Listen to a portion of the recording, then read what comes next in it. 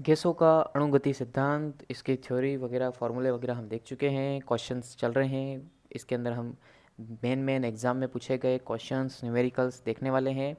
काफ़ी कुछ हम देख चुके हैं, आगे भी हम देख रहे हैं। आप ज़रूर पहले प्रयास करेंगे कि आपसे होता है कि नहीं होता है।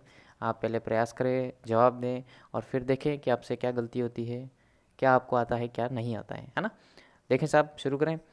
किन अवस्थाओं में वास्तविक गैस पीवी बराबर आरटी समीकरण लगभग पालन करती है। यानी आप जानते हैं कि ये समीकरण जो है पीवी बराबर आरटी आदर्श गैस की समीकरण है, लेकिन हम ये भी जानते हैं कि कोई गैस आदर्श गैस नहीं है। हम बात करते हैं वास्तविक गैस की, और वास्तविक गैस के लिए हम अलग समीकरण यूज़ करते हैं जो हमने पढ़ा था, है ना, वॉन डेर वाल्स समीकरण पढ़ा था। तो लेकिन अगर आप बात करें कि पीवी बराबर आरटी जो आदर्श गैस समीकरण है, अगर हम बात करें तो वो किन कंडीशन में ये समीकरण जो है वो लगभग जो गैसें हैं वो इस समीकरण का पालन करेंगी।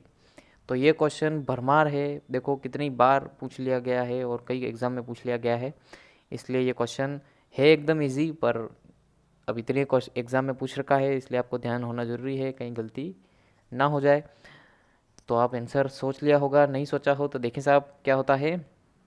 न्यून दाब और उच्च ताप, यानी कि जो गैसें हैं वो आदर्श गैस की तरह व्यवहार किस पे करेंगी, न्यून दाब यानी लो प्रेशर और उच्च दाब यानी कि हाई टेम्परेचर। तो इसका आंसर होगा सी। ठीक है, आगे बढ़े। अब देखो साहब, अच्छे अच्छे न्यूमेरिकल हम देखने वाले हैं, तो आप देखो बेसिक फॉर्मूले हैं वो तो आपको ध्यान होना चाहिए। हाँ, तो नहीं ध्यान हो तो कृपया करके एक बार रिवाइज कर ले, फिर इनको क्वेश्चन को देखें तो आपसे हो जाएंगे। ओके। एक बोतल में वायुमंडलीय दाब पर वायु भरी है, 35 डिग्री सेल्सियस पर है और इस पर कॉर्क लगा दिया गया है। यदि कॉर्क 3 वायुमंडलीय दाब पर बाहर निकल आएगा तो कॉर्क बाहर निकलने के लिए बोतल को किस ताप तक गर्म करना होगा। तो इसके अंदर आपको थोड़ा सा मतलब स्टोरी जैसा बना दिया जाता है, लेकिन आपको घबराने की कोई ज़रूरत नहीं है कि यार कौन सी बोतल है ने ऊपर क्या लगा दिया है ने क्या लगा दिया है, ऐसा कुछ नहीं है। वो बोतल के ऊपर कॉर्क लगाने का मतलब है एज ढक्कन लगाना, है ना। कॉर्क लगाने का मतलब आपने देखा होगा लैब में, ऐसे उसको ऊपर लगाते हैं वी शेप का बंद करने के लिए, है ना। देखो उससे आपको मतलब नहीं है, आपको केवल देखना है कि आपको पूछा क्या है और आपको ऑप्शन में क्या क्या दे रखा है ना। आपको क्या निकालना है, बोतल को किस ताप तक गर्म करना है। ठीक है साहब, यानी कि आपको क्या निकालना है, T2 निकालना है। T1 आपको दे रखा है। क्लियर, दो चीज़ें क्लियर हो गई। और क्या दे रखा है और क्या निकालना है, देखो आपको वायुमंडलीय दाब की बात करी है, इसका मतलब पहले आपको P1 दे रखा है और फिर आपको 3 वायुमंडलीय दाब पर बाहर निकलेगा, इसका मतलब आपको P2 दे रखा है। तो बस हो गया, खेल खत्म, कर लेंगे। P1 दे रखा है, P2 दे रखा है, T1 दे रखा है और T2 आपको निकालना है। करो प्रयास। देखो बोतल पे कॉर्क लगाने का मतलब है कि वो इनडायरेक्टली आपको ये कह रहे हैं कि जो आयतन है वो आपका फिक्स है ना। तो आयतन फिक्स होने पर आपको सीधा सा है, या तो आपको सीधा सीधा नियम ध्यान में आना जाना चाहिए कि आयतन फिक्स होने पर आपने बाकी दाब और ताप के बीच में एक रिलेशन बताने वाला एक नियम पढ़ा है आपने, गेलुसेक का नियम, जिसमें आपने जानते हैं कि P समानुपाती T होता है। अब सीधा सीधा अगर ये समानुपाती होते हैं तो हम डायरेक्ट लिख सकते हैं P1/P2 बराबर T1/T2। क्लियर।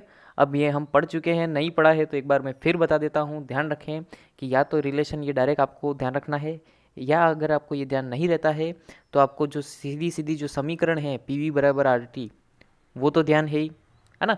उस समीकरण से भी आप निकाल सकते हो। कैसे, कुछ नहीं करना है, आपका जो V फिक्स है तो इसका मतलब V को आपको छेड़ना नहीं है, बाकी सबको 1 वाले को 1 1 दे दो और 2 वाले को 2 2 दे दो, है ना। यहाँ पे R और V आपका फिक्स हो गया, क्योंकि R तो गैस स्थिरांक है जो सभी के लिए फिक्स ही होता है, और V आपका फिक्स है, आपको क्वेश्चन में दे रखा है। ओके। अब क्या करो, समीकरण 1 और 2 बन गई, इन दोनों समीकरणों को आपस में भाग दे दो तो V से V कट जाएगा, R से R कट जाएगा, और यही आपका जो हमने अभी लिखा था वो वापिस आ जाएगा, है ना। तो आपको जिस भी मेथड से याद रहता है वो उस मेथड से आप याद रखें। ओके। अब देखो साहब, कुछ नहीं करना है, इस फॉर्मूले में आपको वैल्यू रखनी है ना। तो मैं एक बार वापस लिख देता हूँ, P1/P2 बराबर T1/T2। क्लियर। अब देखो साहब, आपको P1 की वैल्यू क्या दे रखी है, वायुमंडलीय दाब यूँ कह रखा है ना। P1 की वैल्यू आपको दी नहीं है, केवल वायुमंडलीय दाब पे दे रखी है, और फिर आपको रिलेशन बताया है कि उसके बाद वायुमंडलीय दाब का 3 गुना हो जाता है ना, यानी कि 3 वायुमंडलीय दाब हो जाता है। तो तो यहाँ पे आप वैल्यू रख के क्वेश्चन को उलझाने की कोशिश या लंबा करने की कोशिश ना करें, क्योंकि सीधी सी बात है, आपको रिलेशन दे रखा है तो आप वायुमंडलीय दाब को पी का पी ही रहने दो, है ना, वैल्यू रखने की ज़रूरत नहीं है ना, क्योंकि आपको रिलेशन दे रखा है।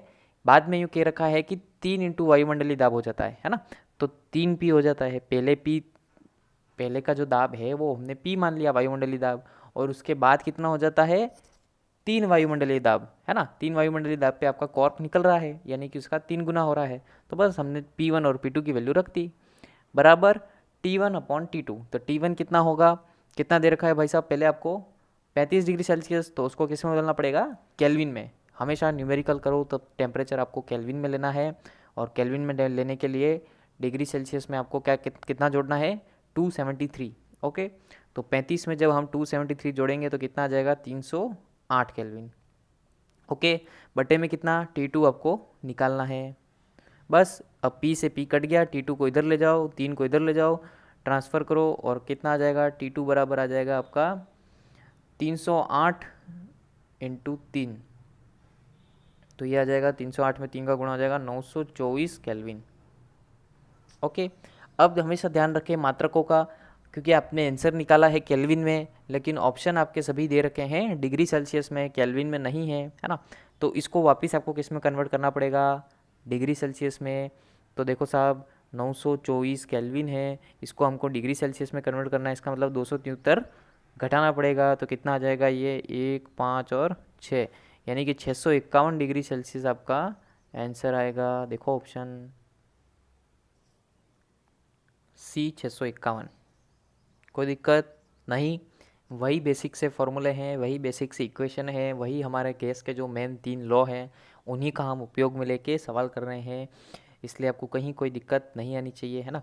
थोड़ा बहुत नया तो हर सवाल में हमको कुछ ना कुछ देखने को मिलेगा, इतना दिमाग तो हमको लगाना ही है ना। आगे देखें, देखो साहब, 2 gram oxygen gas 27 degree Celsius ताप तथा 76 सेमी Hg दाब पर है, तो गैस का आयतन लीटर में होगा। यहाँ पे साहब सवाल अच्छा है, सवाल काफ़ी अच्छा है, आप कर सकते हैं तो ज़रूर करें।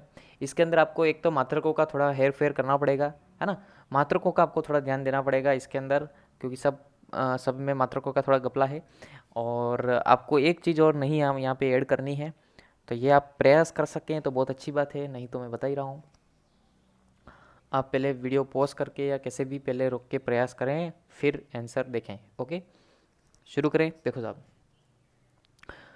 यहाँ पे आपको मात्रा भी दी गई है ऑक्सीजन गैस की, कितनी है, 2 ग्राम। तो आपको क्या करना पड़ेगा, यहाँ पे जो आपकी इक्वेशन है PV बराबर nRT, इक्वेशन से सब जानते हैं, P pressure, V volume, R स्थिरांक और T ताप। N यहाँ पे क्या होता है, याद होगा क्या होता है, N होता है आपका मोलों की संख्या, है ना, N होता है नंबर ऑफ मोल्स। अब इसको कैसे निकालते हैं नंबर ऑफ मोल्स, तो याद होगा, जितना मास आपको दे रखा है, जितनी भी गैस आपको दे रखी है उसका मास, यानी कि यहाँ पे कितना दे रखा है आपको, 2 ग्राम, है ना, बटा मोलर मास, यानी कि सभी गैस का अलग अलग मोलर मास होता है, ध्यान होगा, है ना। ऑक्सीजन का अलग, नाइट्रोजन का अलग, हाइड्रोजन का अलग, सभी का अलग होता है, सभी का अलग होता है, आपको ध्यान होना चाहिए वैसे सभी का। मैं अभी आपको बता भी देता हूँ, कहीं लिस्ट होगी तो दिखाता हूँ, तो आपको सभी का ध्यान होना चाहिए। तो यहाँ पे क्या निकालोगे साहब, एन की वैल्यू कैसे निकालोगे, यहाँ पे स्मॉल एम कितना दे रखा है आपको, 2 ग्राम, तो आपने रख दिया 2 बटा, देखो यहाँ पे दे भी किस में रखा है आपको, ग्राम में, है ना। तो क्वेश्चन करते टाइम हम किस में लेंगे, भले आप चाहे तो उसमें लें किलो में, लेकिन वो वैसे ही सीधी सी बात है, मतलब इंटू 10⁻³ ऊपर भी करोगे, इंटू 10⁻³ नीचे भी करोगे, तो वो 10 ही कट जाएगा। क्लियर है, तो आप चाहें तो रख लें इंटू 10⁻³ बटा कितना दे रखा है साहब, ऑक्सीजन गैस दे रखा है। तो ऑक्सीजन गैस में हमेशा आप ध्यान रखिए, ऑक्सीजन गैस को क्या लिखते हैं हम, O2, है ना। तो O2 क्या होता है, O का होता है 16, 16 इंटू 2 कितना हो गया, 32, है ना। तो ये हो गया 32 इंटू 10⁻³ क्लियर, कोई दिक्कत, ये सारी वैल्यू सबकी फिक्स होती हैं, O का 16 होता है, और ऐसे ऐसे कार्बन, नाइट्रोजन, हाइड्रोजन सबका अलग होता है वैल्यू, ये आपने केमिस्ट्री में बिल्कुल पढ़ा होगा, नहीं पढ़ा है तो कृपया जाके पढ़ ले हुए, बेसिक वैल्यूज़ आपको इनकी याद होनी चाहिए, है ना। तो अब आगे हम बढ़ें, इसके अंदर देखो अब इस इक्वेशन में हम सारी वैल्यू रखते हैं और सॉल्व करते हैं। इक्वेशन आ गई हमारी पी वी बराबर एन आर टी। इसके अंदर साहब आपको निकालना क्या है वो देखो, आपको गैस का आयतन निकालना है, यानी कि V निकालना है ना। तो हम क्या करते हैं, पी वी बराबर एन आर टी में V को इधर ही रहने देंगे, V बराबर n R T upon P. Okay, ये फॉर्मूला लगा सकते हो आप। इसके अंदर अब देखो साहब, आर तो आपको गैस स्थिरांक की वैल्यू सभी को याद होगी है ना, 8.314 पर टेम्परेचर आपको दे रखा है 27 डिग्री सेल्सियस, तो इसको आप केल्विन में बदल लोगे। अब आपको यहाँ पे पी कितना दे रखा है, थोड़ा सा दिमाग लगाना पड़ेगा। यहाँ पे आपको पी दे रखा है 76 cm ऑफ एच जी। कहने का मतलब ये भी एक मात्रक होता है दाब का, तो इसको आपको थोड़ा एक रिलेशन याद रखना पड़ेगा, वो मैं बता देता हूँ। हमेशा ध्यान रखें, यहाँ पे दो चीज़ें दी जाती हैं सवाल में, यह रिलेशन आप कहीं नोट कर लेवें कृपया करके, ये बड़ा काम आएगा आपको। 76 760 mm ऑफ एच जी है ना। या तो एक ये रिलेशन ध्यान रखें, या फिर ध्यान रखें एक ATM बराबर 76 cm of H G. Clear, दो चीज़ें याद रखनी है आपको। एक ATM दाब किसके बराबर होता है, 760 mm है ना ऑफ एच जी, या फिर एक ATM बराबर 76 cm ऑफ एच जी है ना।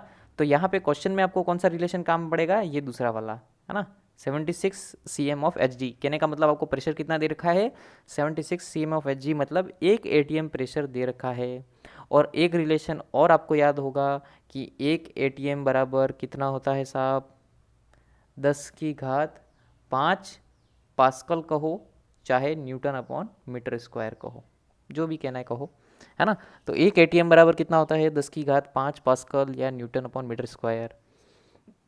तो यहाँ पे आपको प्रेशर कितना दे रखा है ये है ना, तो आपको ये यूज़ में नहीं लेके 10⁵ पास्कल यूज़ में लेना है। ओके, करे सवाल शुरू। देखो, हाँ हमको आयतन निकालना है, V बराबर क्या था, n R T upon P. तो V बराबर n कितना आया था आपका, स्मॉल m अपॉन कैपिटल M है ना, ये बटा 32 बट इंटू 10⁻³ 8.3 इंटू आर की वैल्यू कितनी रखी हमने, 8.314। आप चाहें तो पूरा लिखें या चाहे तो 8.3 लिखें, काफ़ी है बहुत इतना। टेम्परेचर आपको कितना दे रखा है, 27 डिग्री सेल्सियस, तो उसको आप किस में बदलोगे, केल्विन में, तो कितना हो जाएगा 300। ओके, बटे कितना है पी क्या होता है आपको अभी निकाला, 10⁵ बस अब जोड़ बाकी गुणा भाग करना है, थोड़ा बहुत सॉल्व करेंगे आप है ना। जो कट रहा है काट दो, 2 से 32 कितनी बार कट गया, 16 बार। ठीक है साहब, फिर ये पॉइंट हटाओ और थोड़ा गुणा भाग करो, तो आपको कितना आ जाएगा, V बराबर आ जाएगा आपका 1.53 इंटू 10⁻³ मीटर क्यूब है ना। ये वॉल्यूम आया है आपका मीटर क्यूब में है ना। थोड़ा अभी यहाँ पे एक और चीज़ आपको ध्यान देनी पड़ेगी, इसलिए कहा था मैंने ये क्वेश्चन थोड़ा अच्छा है, इसके अंदर मात्रकों का काफ़ी ध्यान रखना है आपको है ना। तो यहाँ पे आपका आया है V बराबर 1.53 इंटू 10⁻³ मीटर क्यूब। अब आपको सवाल में पूछा है लीटर में आयतन है ना, तो लीटर में बदलने के लिए भी आपको एक रिलेशन आपको ध्यान होगा। वैसे इसके ऊपर एक एक्सपेरिमेंट भी किया था वो बोतल वाला, तो आपको उसके अंदर भी बताया था, तो नहीं देखा हो तो वो भी देखें। हमेशा ध्यान रखें 1 मीटर क्यूब में 1000 लीटर पानी आता है ना। 1 मीटर क्यूब बराबर 1000 लीटर होता है। तो यहाँ पे आपको क्या करना है, कितना मीटर क्यूब दे रखा है, जितना भी दे रखा है उसके अंदर आप क्या करोगे, 1000 का गुणा है ना, यानी कि 1.53 इंटू 10⁻³ इंटू 10⁻³ है ना। 1000 क्या होता है, 10⁻³, तो प्लस का 3 और माइनस का 3 कट गया और बचा कितना, 1.53 लीटर। क्लियर, तो वॉल्यूम देखो ऑप्शन आपका 1.53 लीटर। क्लियर है, कोई दिक्कत नहीं है ना। नहीं समझ में आया हो, एक बार वापस रिवर्स मार के पूरा वीडियो वापस देख लेना है ना। बेसिक से इक्वेशन में वैल्यू रखी है, कुछ नहीं किया है ना। केवल इसमें ध्यान रखने वाली बातें ये हैं कि कुछ आपको इसके अंदर मात्रकों का थोड़ा हेर फेर ज़्यादा है, इसलिए आपको थोड़ी सावधानी बरतनी पड़ेगी। ओके, आगे देखो साहब, किसी गुब्बारे में 500 milli cube helium gas 27 degree Celsius ताप पर 1 वायुमंडल दाब पर है। -3 डिग्री सेल्सियस ताप पर वायुमंडल 0.5 वायुमंडल दाब पर हीलियम गैस का आयतन होगा। तो वापिस ऐसा कुछ खास है नहीं क्वेश्चन में, है ना, सीधा सा क्वेश्चन है। आपको देखो सीधी सीधी दो समीकरणें लगानी है और उनको आपस में भाग देके सॉल्व करना है ना। देखो आपको इसके अंदर क्या क्या दे रखा है, आपको 500 मिली क्यूब मीटर क्यूब, है ना, यानी कि इसका मतलब आपको क्या दे रखा है, 500 मीटर क्यूब, यानी कि V1 पहला आयतन दे रखा है। 27 डिग्री सेल्सियस ताप T1 दे रखा है, और 1 वायुमंडल दाब यानी कि आपको T1 दे रखा है। क्लियर। अब -3 डिग्री सेल्सियस ताप यानी कि आपको T2 दे रखा है, 0.5 वायुमंडल दाब यानी कि आपको P2 दे रखा है। तब इसका आयतन होगा यानी कि V2 आपको निकालना है। बस सारी वैल्यूज आपको दे रखी हैं, केवल एक वैल्यू निकालनी है V2 की। क्लियरली आप निकाल लेंगे, करो प्रयास। हाँ साहब, सीधी सीधी आपकी समीकरण P1 V1 बराबर RT1, है ना, और दूसरी समीकरण हो जाएगी P2 V2 बराबर RT2, है ना। ये समीकरण 1, ये समीकरण 2, इनको आपस में भाग दे देना, R से R कट जाएगा क्योंकि कांस्टेंट फिक्स है दोनों के लिए, है ना। तो आपको सीधी सीधी समीकरण हो जाएगी। फिर इसके अंदर 1 1 वाले एक तरफ ले सकते हो और 2 2 वाले एक तरफ ले सकते हो पक्षांतरण करके, है ना। ये मैंने आपको तरीका बताया है, आप चाहें तो डायरेक्ट भी ये सीधी समीकरण ये लगा सकते हैं, है ना। अगर किसी को ये डायरेक्ट ध्यान नहीं रहता है तो आप ऐसे भी लिख सकते हैं, कोई दिक्कत नहीं है, आपको बस ध्यान में होना चाहिए। ठीक है, बस ये आगे रिलेशन। आगे देखें, अब इसके अंदर आपको क्या रखनी है, सबकी वैल्यूज रखनी है। रखो P1 V1 बराबर बटा T1, है ना। तो P1 आपको कितना दे रखा है, 1 वायुमंडलीय दाब यानी कि 1 इंटू कितना दे रखा है V1 500 मीटर क्यूब, तो 500 बटा टेम्परेचर आपको केल्विन में लेना है, ध्यान रखें। तो 27 डिग्री सेल्सियस को आप केल्विन में बदलोगे कितना आ जाएगा, 273 जोड़ोगे तो 300, है ना, बराबर वायुमंडलीय दाब का कितना था 0.5, है ना, यानी कि सीधा सीधा 1 वायुमंडलीय दाब है तो यहाँ पे कितना आ जाएगा 0.5 इंटू V2 आपको निकालना है, तो इंटू V2 बटा T2 आपका कितना हो जाएगा -3 डिग्री सेल्सियस, यानी कि यानी कि 273 -3 डिग्री सेल्सियस, तो ये आ जाएगा आपका 270, है ना।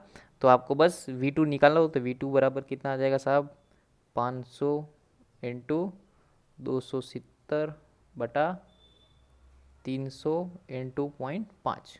बस गुणा भाग करना है, सॉल्व करना है, पॉइंट हटाओ, जीरो लगाओ, ये जितने भी कट रहा है काट दो, ये 3 से कट जाएगा 9 बार, ये आ जाएगा 5 से कट जाएगा 1 बार, है ना। तो ये सीधा सीधा आ गया 900, है ना। तो V2 आ गया आपका साहब 900 मीटर क्यूब। तो आपको मीटर क्यूब में ही पूछा है शायद, ऑप्शन देखो यहाँ पे आपको मीटर क्यूब में ही पूछा है 900 मीटर क्यूब। ओके, एकदम इजी सा सवाल है, वही इक्वेशन लगाई है, वही हम कर रहे हैं बार बार, है ना। जितना करोगे आप उतना प्रैक्टिस हो जाएगी आपकी, और उतना हाथ आपका फटाफट दौड़ने लग जाएगा, है ना। सवाल देखते ही हाथ अपने आप दौड़ेगा, तो उतना प्रयास करो। आगे देखिए साहब, देखो किसी गैस का अणुभार 44 है। आपको गैस नहीं दी है यहाँ पे, डायरेक्ट इन्होंने अणुभार दे दिया है ना। कभी आपको गैस देंगे और अणुभार आपको निकालना पड़ेगा, है ना। तो आपको दोनों में से कुछ भी दे सकते हैं, तैयार रहें दोनों के लिए, है ना। सभी गैसों के लिए अणुभार आपने ये सब केमिस्ट्री में देख रखा होगा, एकदम बेसिक सी केमिस्ट्री है, 11th में ये सब आपने पढ़ रखा होगा। नहीं पढ़ा हो तो एक बार देख लें, आपको आ जाएगा, कोई बड़ा तीर नहीं मारना है ना। इस गैस की 2.2 ग्राम मात्रा द्वारा 0 डिग्री सेल्सियस एवं दो वायुमंडलीय दाब पर गिरा गया आयतन होगा, है ना। यहाँ पे आपको किसकी वैल्यू निकालनी है, V की वैल्यू निकालनी है आपको। PV बराबर NRT, सीधा सीधा समीकरण लगाना है, इसके अंदर R की वैल्यू फिक्स होती है, सभी को पता है। N की वैल्यू आप निकाल लोगे कैसे, यहाँ पे आपको मात्रा और अणुभार दोनों दे रखा है ना, तो इससे आप N की वैल्यू निकाल लोगे। T आपको दे रखा है 0 डिग्री सेल्सियस, P आपको दे रखा है 2 वायुमंडलीय दाब, सीधा सीधा सा V निकालना है, इजीली निकल जाएगा, करो साहब प्रयास। हाँ, PV बराबर NRT, जहाँ पे N क्या है साहब, नंबर ऑफ मोल्स, इसके अंदर हम किसका भाग देंगे, किसके बराबर आएगा, ये जितना भी मास उस गैस का दे रखा है वो बटा मोलर मास, है ना। अणुभार कितना है देखो साहब, बराबर स्मॉल m कितना दे रखा है आपको 2.2 ग्राम है ना, और अणुभार आपको दे रखा है 44, तो ये आ जाएगा इतना, n बराबर आ गया 2.2 अपॉन 44। बस इसको सॉल्व हम बाद में कर लेते हैं एक साथ वैल्यू रख के। तो हम डायरेक्ट वैल्यू रखते हैं, पी वी बराबर एन आर टी। पी कितना है साहब, दो वायुमंडलीय दाब, यानी कि दो वायुमंडलीय दाब, यानी कि नॉर्मली वायुमंडलीय दाब होता है 1 atm है ना, लेकिन यहाँ पे 1 atm किसके बराबर होता है, 10⁵5 पास्कल के। तो हम क्या रखेंगे, 10⁵5 है ना, तो 2 × 10⁵5 इंटू वी तो आपको निकालना है, तो वी का वी रखा हमने बराबर एन अभी हमने देखा 2.2/44 इंटू 8 अरे इंटू आर की जगह क्या रखोगे, 8.314 है ना। आपकी मर्जी हो तो 8.3 ही रखो, पूरा रखना है 8.314 पूरा रखो, कोई बात नहीं, वैल्यू थोड़ी बहुत पॉइंट में ऊपर नीचे हो सकती है, ज़्यादा कोई डिफरेंस नहीं आएगा, चिंता ना करें है ना। टी कितना है, टी साहब आपको दे रखा है 0 डिग्री सेल्सियस, यानी कि 273 केल्विन है ना। बस अब इसके अंदर क्या करना है, कुछ नहीं, गुणा भाग करो, सॉल्व करो, वी को इधर रहने दो, बाकी सबको इधर ले जाओ और सॉल्व करो। तो वी की वैल्यू कितनी आ जाएगी भाई, देखो साहब, इसको उधर ले जाओगे आप और v की वैल्यू आ जाएगी आपकी 56.74 इंटू 10⁻⁻5 मीटर क्यूब। यहाँ तक आपसे हो जाएगा। गुणा भाग है साधारण सा, खुद करें, हाथ से करें, कैलकुलेटर का उपयोग ना करें, जितनी प्रैक्टिस करोगे उतना निखार आएगा आपके हाथों में है ना। तो यहाँ पे v की वैल्यू यहाँ तक तो आप ले आओगे। बस इसके बाद एक रिलेशन की बात हमने अभी की थी कि मीटर क्यूब में दे रखा है और आपको आयतन अगर लीटर में पूछे तो क्या करना है साहब, 56.74 इंटू 10⁻⁻5 इंटू 1000 का गुणा करना है ना, यानी कि 10�3 का गुणा, तो वो किस में बदल जाएगा, मीटर क्यूब से लीटर में। तो 10⁻3 प्लस का है और ये माइनस का है, तो कितना आ जाएगा, v बराबर 56.74 इंटू 10⁻⁻2 लीटर। तो 10⁻⁻2 को अगर आप चाहें तो पॉइंट, मतलब यहाँ से पॉइंट सरका है, तो यहाँ 10⁻2 है, यानी कि 2 पॉइंट सरकेगा, तो कितना आ जाएगा, v बराबर 0.567 लीटर है ना। तो ऑप्शन देखो कितना आ रहा है, ये 0.56 लीटर। ओके, कोई दिक्कत नहीं है ना। वही इक्वेशन यूज़ में ली है, वही रिलेशन है, वही कुछ बेसिक से आपके गैस के नियम हैं, उनका उपयोग करके हमने सवाल किए हैं। आप भी कर सकते हैं। आप जितना हो सके प्रैक्टिस करें, अभ्यास करते रहें, कुछ ना कुछ देखते रहें, अच्छा आपसे ज़रूर होगा, कॉन्फिडेंस रखें।